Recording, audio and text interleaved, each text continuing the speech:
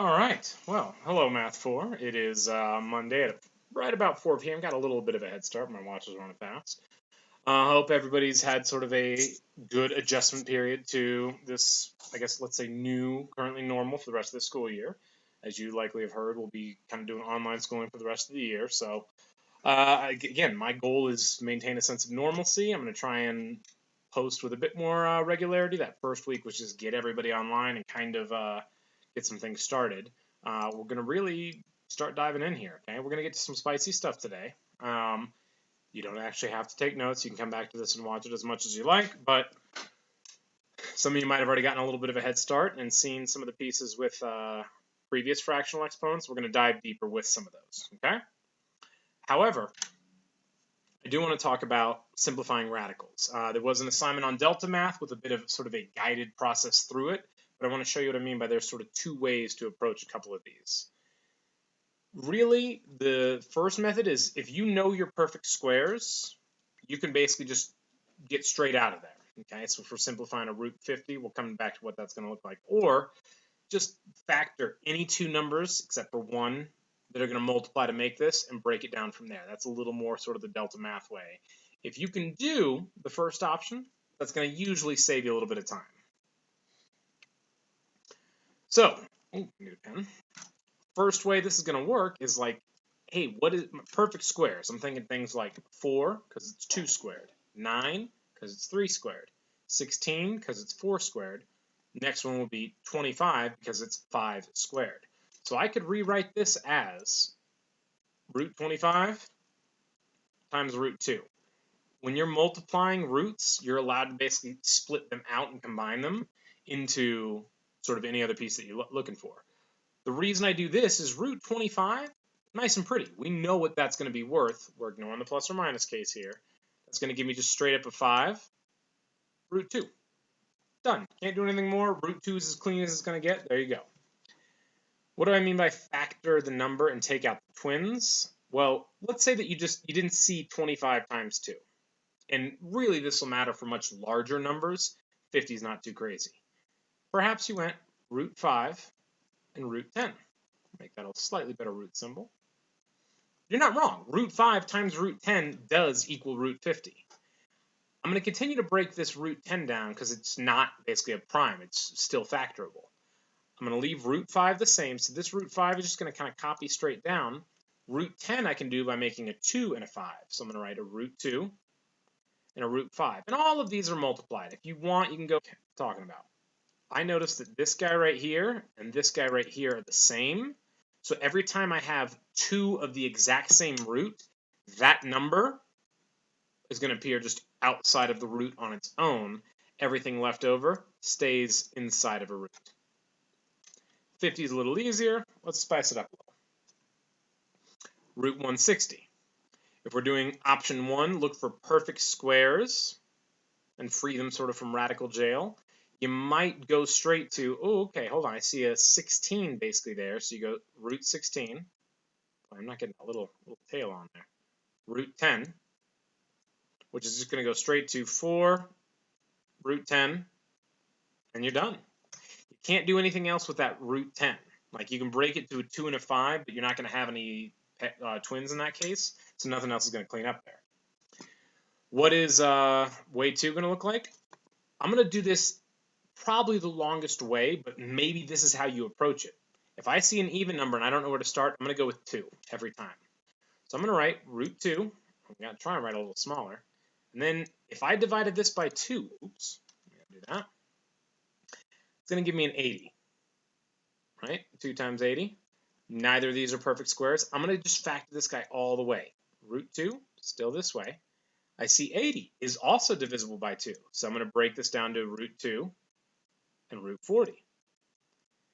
Anytime I should be able to multiply straight across and get back to this number inside the radicand every single time. I'm going to break down 40 again. So this first root 2, second root 2, those stay exactly the same. This root 40 is now going to be a root 2 and a root 20 because those two multiply to make 40. You can kind of see where we're going. We're going to do it again. I'm going to copy a root 2, root 2. I'll get decent at this. Root 2. This root 20 is now root 2 times root 10. And you can see why this is maybe a longer method. Root 10, I'm going to break down into a root 2 and a root 5. I still have these original 4 root 2s that I already had before I even get to the 10. I got to keep copying these guys. Oops. Sorry. Oh no. All right, let's just erase that a little bit. We can fix that. This root 10 here is going to be a root 2 again and a root 5.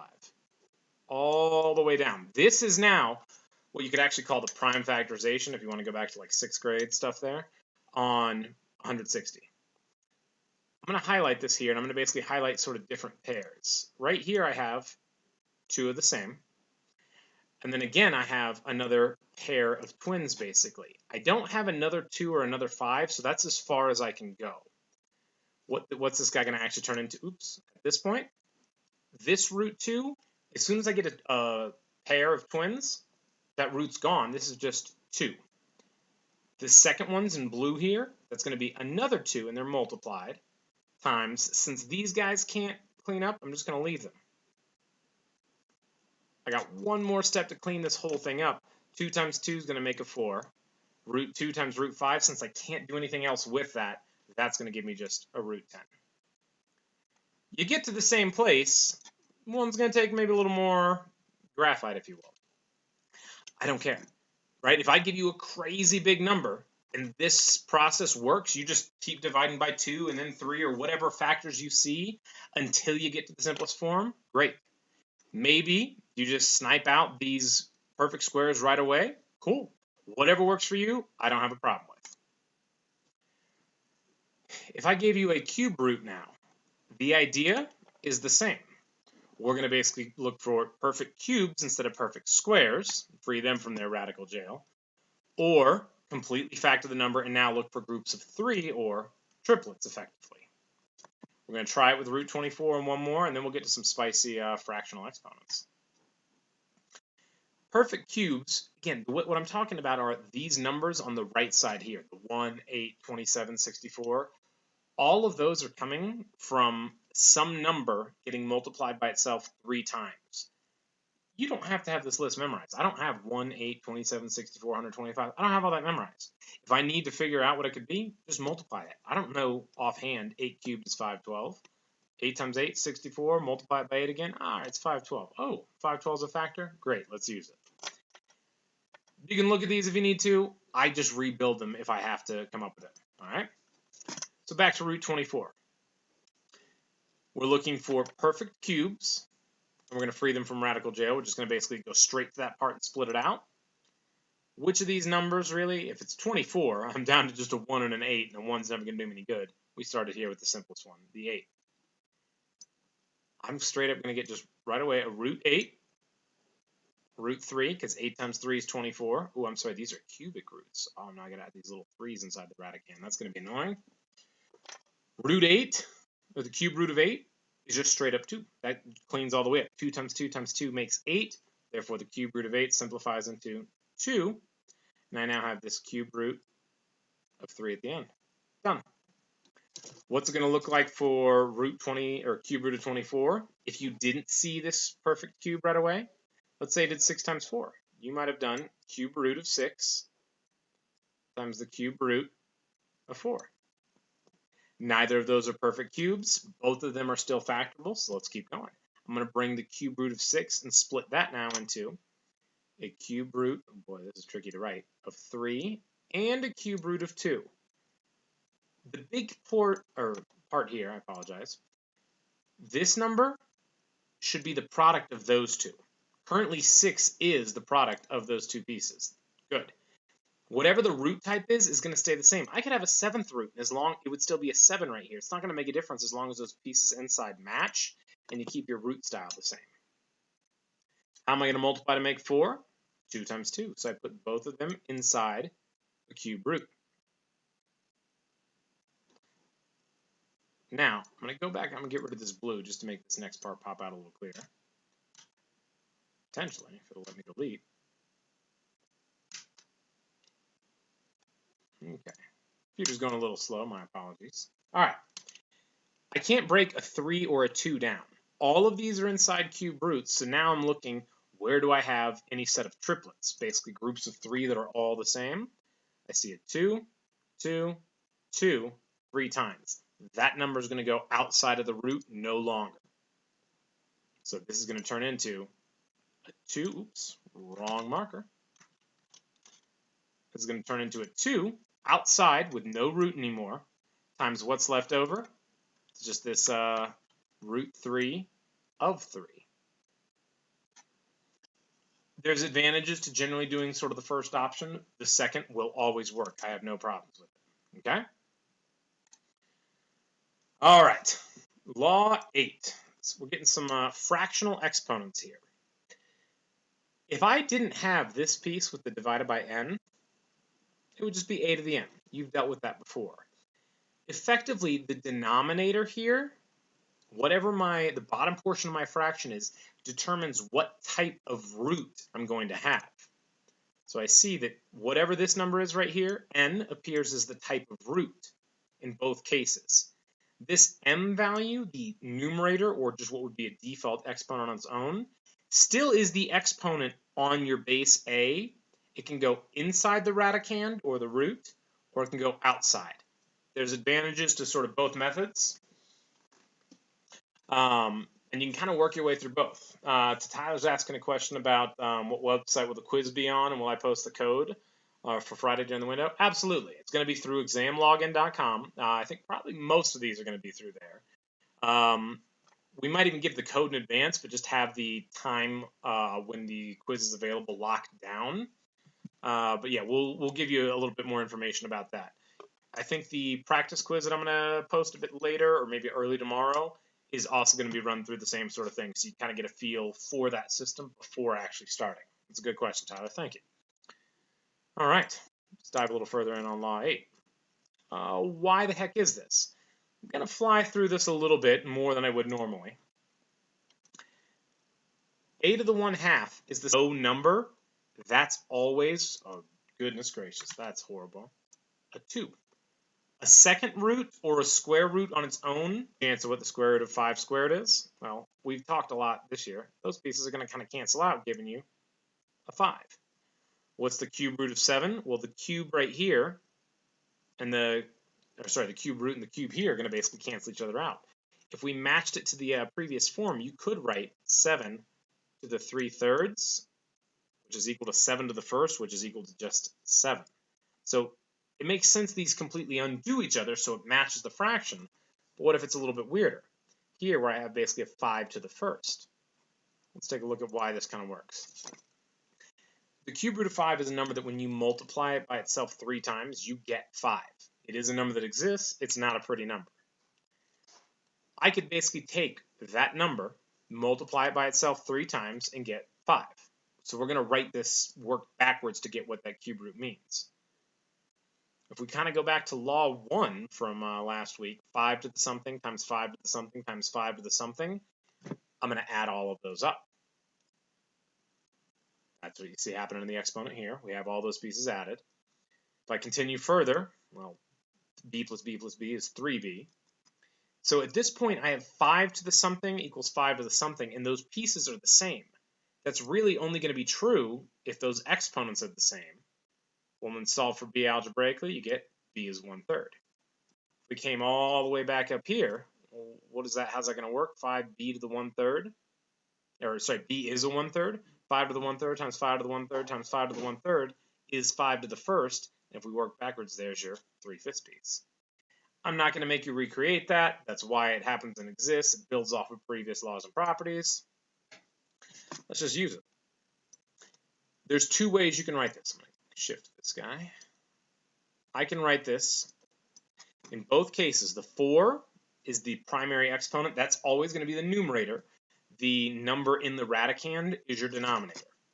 I'm sorry, this one there's only one way. I apologize. A to the 4/5. That's it. The number inside the radicand is your denominator. This number right here is your numerator. That's all there is. If I ask you to simplify this with fractional exponents, this is going to get a little bit weirder. We're going to kind of combine a couple properties here. I'm intentionally going to go ahead and write w to the 1st right here so that we're aware we do have an exponent there. W squared with a cube root on the outside of it, this little piece right here is going to turn into W to the 2/3. This number, the number inside the radicand, which is the fancy name for the root, is always your denominator. The exponent is going to be your numerator. Sometimes this 2 could be outside, and it's still going to be the numerator. It's not going to make a difference for those pieces. So if I bring this first W down, I have W to the first times W to the 2/3. We're back to law 1. You got to add these together. W to the 3/3, just turning that guy into a 1 in a different way. W to the 2/3. Law 1 says if I multiply the same base, add your exponents. 3/3 plus 2/3, we're going to get W to the 5/3. I'm going to do it sideways just for space. I had to use a little bit of law 8, bring it into law 1, and everybody's favorite, fractions. Write in simplest radical form. I want to clarify, and this is a little bit of a thing to be aware of here. There is multiplication between the 4 and the a to the 2/3. Only, goodness gracious, I can do better than that. Only the a has the 2/3. It does not go to the 4. If it perhaps looked like this, both pieces would get the 2/3. It's a very common mistake to think both of these get a 2/3. It doesn't happen. It doesn't work that way. 4, it's just going to stay 4. A to the 2/3, my denominator is going to be the type of root that I'm going to have. So I see a denominator of a 3. I'm going to put a little 3 inside of a radicand. I'm going to put a, and then this numerator here is the primary exponent at this point. An alternate form would look like this, where 4 is going to stay the same. I'm still going to have a cube root of a, but I can instead put this 2 outside. Either one of these are acceptable. You're fine with that. Okay, I'll take either one. Let's try some others. We're asking in simplest radical form here. Well, this one's a little bit weird. Actually, I thought I meant for this to be, we can handle this. I'm going to rewrite this p here to the 1/8. Denominator tells me the type of root. So I'm going to have an 8th root of p to the first. I'm going to write it here, but normally you don't have to. T to the 8/3. I'm going to basically give denominator is going to tell me the type of radicand. T is still going to go here, and this numerator becomes my exponent. This whole thing is going to simplify because I have this same type of root. We're using some properties from earlier. I'm allowed to multiply these. I can do 1/8 root of p to the first times t cubed. So you'll notice basically the p to the first and t cubed end up inside because they share the same type of root for a denominator, just an 8th root. We are absolutely going to give you stuff where you're going to have to do a little bit of fractional work and clean things up before you actually get to really use all this. So I'm going to give you a couple different sort of assignments here. I'm going to share this sort of worksheet here on Google Classroom later once the stream is over, so keep an eye on that. There's also currently a Delta Math assignment that gives a little sampling of some of these sort of things to work your way through. Well, let's get spicy with them, okay? If you're not watching Hot Ones and you're looking for something to do on quarantine, change it. Go back. It's a fun show. Boy, I don't know how you guys feel about DJ Khaled, but he's an interesting character. I'll say that at least, okay? Let's get real spicy with it. If I just threw something like this at you, like what you could realistically see on Friday, could you handle it? Understand, all of these are multiplied. I see a 2. There's multiplication here. There's multiplication between the 2 and the x to the 4/7, multiplication between y to the 1/5, multiplication between every single piece, so I can rearrange this as necessary. Excuse me. 2 times 5, I'm going to kind of highlight some of these things that might make it a little clearer. Those are just constants. Let's multiply those guys. What's that going to turn into? Oops, wrong marker. 2 and 5 is going to give me a 10. The rest I'm going to kind of write out in order to make these next steps a little clearer. I'm going to look for, now I see, oops, I should change that color, x to the something times x to the something. I'm multiplying things with the same base, so we're still going to be able to use our law 1 property. Absolutely, Liv. We're going to get to some negative fractions as well. So I'm going to write at this point, if it loads, come on, pen. Uh-oh. Okay, we're safe. X to the 4/7 times x to the 3/14. And then the last ones are effectively highlighted on their own. I'm going to basically put these y's right next to each other. Y to the 1/5 times y to the 2/5. I'm putting these in order because we can clearly see I have an x to the something times x to the something. Law 1, add those exponents. Off to the side, I'm going to do this just to keep the space a little cleaner. I'm going to make 4/7, 8/14. And if I were to add to that 3/14, it's going to give me 11/14. So these two pieces right here are going to turn into x to the 11/14. This 10 is still just hanging out in front, just being multiplied, nothing too crazy with it. I got a y to the 1/5 times y to the 2/5. Right in here is a localized version of law 1. Multiply the same base, add the exponents. I already have a common denominator, so I can just add straight across. 1/5 and 2/5 is going to give me 3/5. Y to 3/5. Did you get it? Hopefully. Let's get spicier.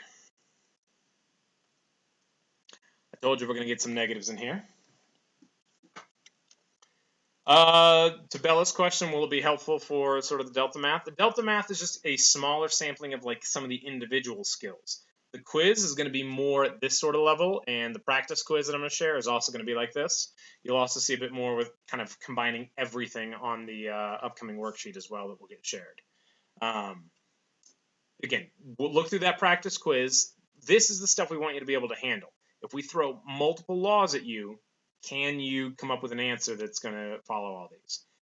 Generally speaking, we're going to want all of these sort of answers with a positive exponent. We don't want to deal with any negative exponents here. There's a couple ways to approach this. Since I don't see any more x's, z's, or y's for any of these, there's nothing I can really clean up inside those parentheses. The one piece is maybe the z to the -4. Because Liv asked a question about some of the negative exponents, I'm going to like build on that part first. I'm going to rewrite my parentheses here. This one's going to get a little bit long. I'm going to leave this -1/2 outside. I'm going to keep the 4 in the same place because it's just on its own. It already has a positive exponent of 1. It's fine. I'm going to put an x² because that already has a positive exponent of 2. This z to the -4, I forget which law it was from last time. I want to say 7. Negative exponents are going to change their location. All right. This is going to basically make the z to a -4 become z to the 4th, but down in the denominator. So I'm going to hold on to that thought for a second. That takes care of the numerator. If I go to my denominator, I still have a 9. I still have a y³. But this z to the -4th that was in the numerator, it's going to keep the same base, z. The exponent goes from -4 to +4, and it changes its location there. That's sort of a first step. I just did law 7 on one part. Only the z had a negative exponent, so only that piece moved. Now, we've got to do some of the fairness laws here. This -1/2 is going to go to everything, and this is one way to approach it. You could kind of deal with this -1/2 in a couple different sort of ways, but I'm going to show you how my brain sort of typically approaches this. This -1/2 is going to go to every single piece. It's going to go to the 4. I'm going to do a different color for the denominator. It's going to go to the x². It's going to go all the way to this 9. It's going to go to the y to the 3rd. It's going to go to the z to the 4th. Oh, I don't need that. So what's that really going to look like? I'm literally going to take this. That fairness law was kind of like law 3, but to everything. I'm going to multiply all of the exponents by a -1/2. First piece is going to be 4. It used to be a 1. There wasn't anything there, to a -1/2. This fraction's not very well drawn. I apologize. We'll sneak a negative up there. x², well, I'm going to take a 2 times a -1/2. And do that off to the side for the space here. That's a 2 over 1 times a negative 1/2. If I clean that up, that's just going to give me a negative 1. So I'm going to put an x to the negative 1 right here. That takes care of the numerator. All over. 9 didn't have an exponent initially, so it's going to get a negative 1/2 because it's taken a 1, which we didn't see, times that negative 1/2. Take the 3 now, times the negative 1/2. Make that a 3 over 1 times a negative, oh goodness, 1/2. Multiply straight across. I'm going to get y to the negative 3/2. Do it sideways for a little bit of space. Repeat that same process with the z, which has an exponent of 4. I can do a better 4 than that. Multiply by another negative 1/2. That is a gargantuan negative. We can do a better job. Take 4 over 1. I'm just doing the fraction work off to the side. If you can do all this in your head, great. I don't need to see this step. If you can go straight there, I have no problems with it. Multiply those. That's going to clean up by the time it's fully reduced to a negative 2. Great. So that's step 2. We're not done. We generally want you to write all of these with positive exponents.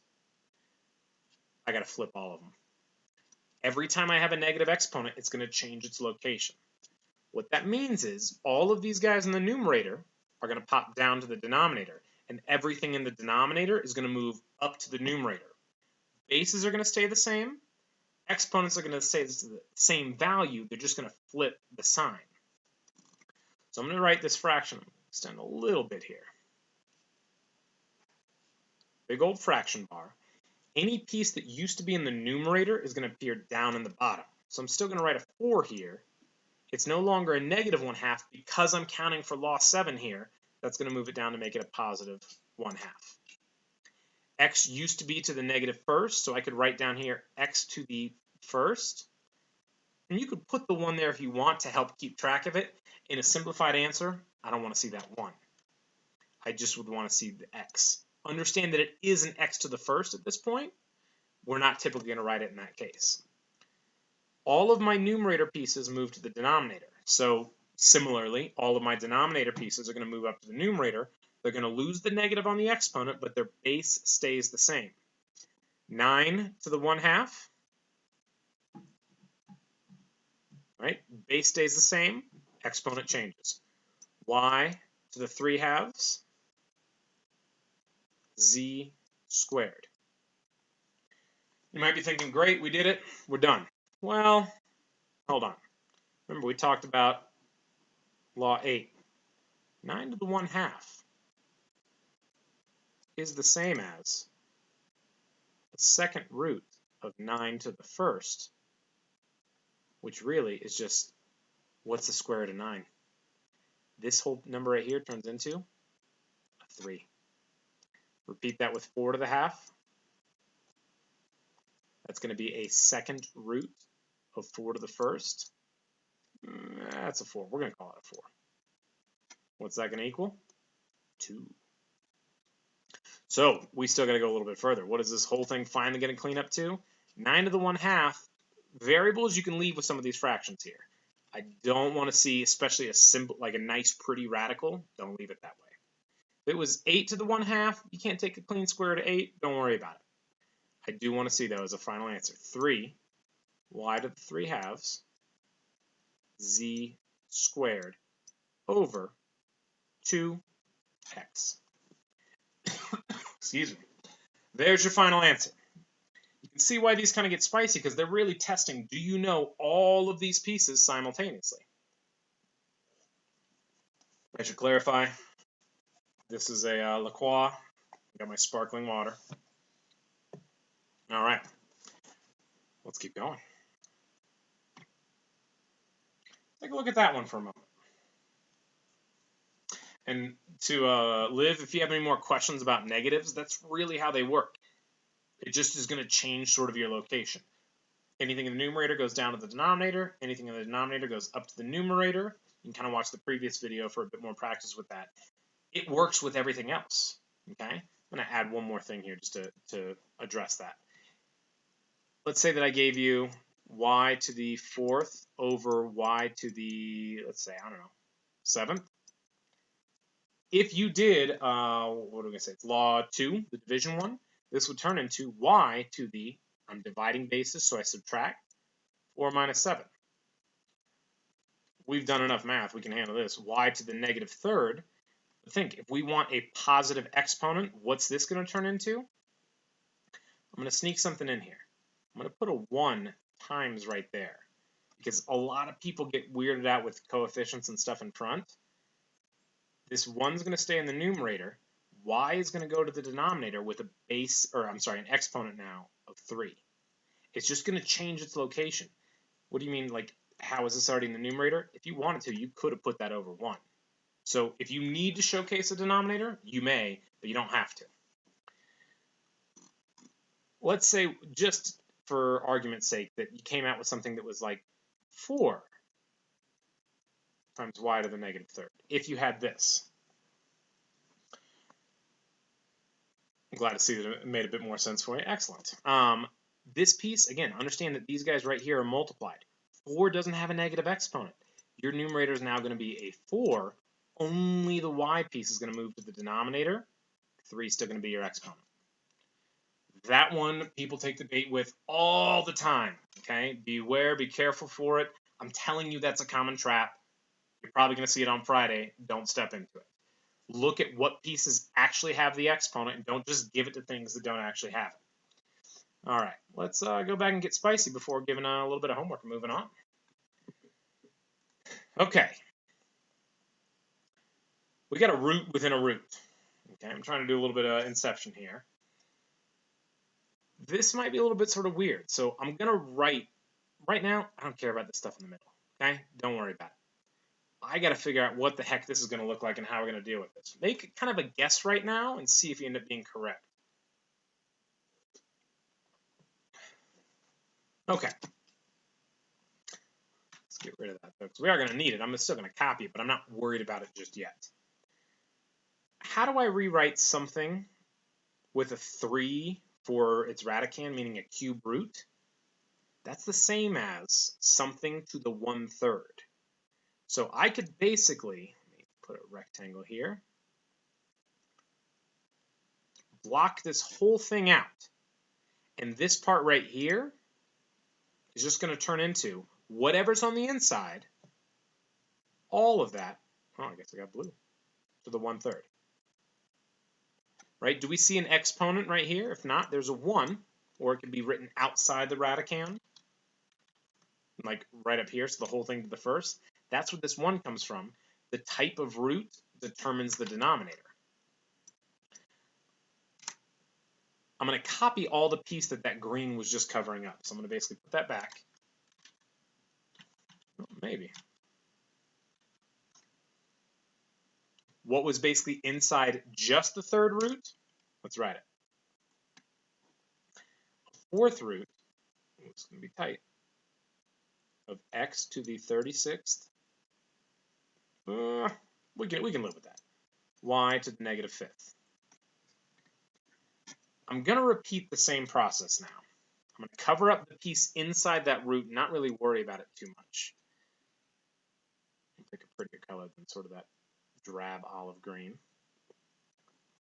If I block that out and I don't worry about that 3rd, I just have right here something inside of a 4th root. Repeat the thinking we just did with something inside of a 3rd root. Well, if a 3rd root makes cubic root makes a 1/3 exponent, a 4 power root is going to be a 1/4 exponent. This piece right here, this little bit is going to turn into x to the 36 is still on the inside. I can do a better 3 than that. Still got my y to the negative 5th. All of that guy right here gets a 1/4 to the 1/3. And maybe this looks worse than before. I don't know how your interpretation of it is, but we're going to use to the 7th. When I have something like this, we just multiply these guys. This would be 2 to the 21st. Yeah, the inside's crazy and we got a bunch of fractions. Okay, it's the same process. I'm going to keep the inside exactly the same. We're not messing with that yet. We'll get to clean it up in just a little bit. And there's, again, multiple ways to approach this. You can deal with different laws at different times. This is one route. I could probably show you 5 or 6, but I'll let you kind of explore and choose what's going to work best for you. Just like we did over here, when I have an exponent raised to an exponent, you see right here, we multiply them. What's 1/4 times a third? 1/12. Starting to get a little cleaner. Maybe back up here, I don't know if you'd initially guessed sort of a 7. They're not additive, they are multiplicative. And it's because when you turn them into fractional exponents, we basically use our law 3. All of these properties work together. Now we got to do some fairness laws, kind of law 4. This 1/12 is going to get multiplied into each piece here. That's going to turn into, I'm going to need a little more room, x to the, I'm going to do 36 over 1 times 1/12.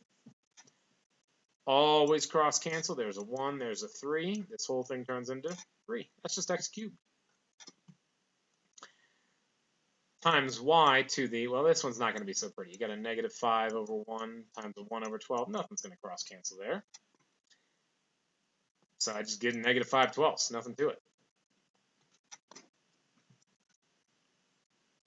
Still not done. We don't generally want to see these negative exponents. I could simplify this further by writing now x cubed is going to stay the same. That piece is in the numerator because these are multiplied. The whole thing is over 1. I'm going to introduce the fraction bar, which I didn't really need before. This piece with the negative exponent, the y, is going to pop down, turn into a 5/12, and it's positive. There it is written with fractional exponents. If we asked you to write stuff with radicals, you could then turn this even further into, if you really want to get sort of wild, x cubed over, I could put a 12th root of y to the 5th. And then there's even other ways we got to go about cleaning this stuff up. We've practiced simplifying, especially with our trig unit, radicals in the denominator. I'm not going to make you mess with a 12th root radical, okay? You'd have to multiply this guy by 11 more of y to the 5th to clean this up. It ends up being a little bit of a nightmare. Usually, this is going to be clear enough, okay? We might ask for some individual switches between these two forms for like the denominator piece here, but usually I'm going to want to see this piece on the left. So what are sort of your upcoming tasks? You'll see some deadlines associated with all these, but here's a quick overview, at least in the video. This Delta Math assignment went live this morning. Sometime after this, once I update the, apologies. I'm going to update an assignment on the classroom that's going to have an attached worksheet with more fractional exponent work. It'll have the link to this video as well. As a reminder, your first like official sort of at-home, super heavily attended, like you can come in and get pretty near one-on-one help if you got questions on these. If we're even working through something that's due, that's fine. Like it's a weird time. Come and ask some questions. Let's get some help on this. Okay. That's this Friday, and it's going to kind of keep going every Friday for, I guess, the rest of the school year. And as a final reminder, if you have any needs to do something with EO6, whether it be mastery reform and a retake of that, or you didn't do a portion of EO6 when we initially had class for whatever reason, and you need to make that up, there is a survey. It's posted on the classroom. I need you to fill that out. That stuff's going to start happening next week. Those of you looking to do a retake, I'm going to get back to you here in the next day or two about if mastery reform is, if you can basically continue with it. If you are approved, I will send you an email directly. You will see on Delta Math a mastery reform assignment. That is your sort of mastery reform. Complete that. Take your time. Ask some questions about it. Do it well. Do it with efficacy so that you'll be eligible to do that EO6 retake. You've got to get on this because, again, these things start getting, I think, emailed out like a week from Wednesday. I want to say it's like the 15th-ish. So be ready for that. Get that survey done if you have to make something up because you missed a portion or you're looking to do a retake of those level 3s. With any other questions, please email me. You could post, people respond to the announcements on the class. Salma asks a great question. Let me get to that. You can pop into office hours to ask your questions. For my own sanity, because my email has been just sort of blowing up, when I make an assignment for where there's going to be something attached on Google Classroom, please, please, please, please, no longer directly email it to me. When you go to like turn something in on there, many of you already figured out this functionality. When you click on the assignment itself, please upload it there. It kind of puts everything in one place. My inbox doesn't get blown up with like 60 plus emails from just Math 4 people. It really, really helps if you do that. Those of you who already did, thank you. I know last time I told you to email you, so if you did, great. You followed directions, also thank you. But please, from this point forward, submit through Google Classroom for any of those sort of things. Delta Math, I can just log in and basically sort of see percents and stuff like that. For assignments, it's pretty much a did you do it? The only thing that's going to matter for like scores are those quizzes, really. I might, and I'll let you know if I'm going to take an assignment and actually count it for a percent, but like, try the assignments, guys. If you do it and I see that you've done all of it, you're going to get full credit for those, okay? With that, enjoy sort of the rest of your evening. If you haven't been outside, if you've been cooped up all day, please go for a walk or something. I don't know, just go do burpees or lunges or squats outside. It is gorgeous. I've got my 2 dogs that have been kind of angry that I've been cooped up all day. Take care of yourself. Hope you're staying well. Hope you're staying healthy. If you need something new to do, go watch Hot Ones. It's a bit of a hoot. It's a blast. It's a show on YouTube. With that, everybody have a good day. We'll see you in the future.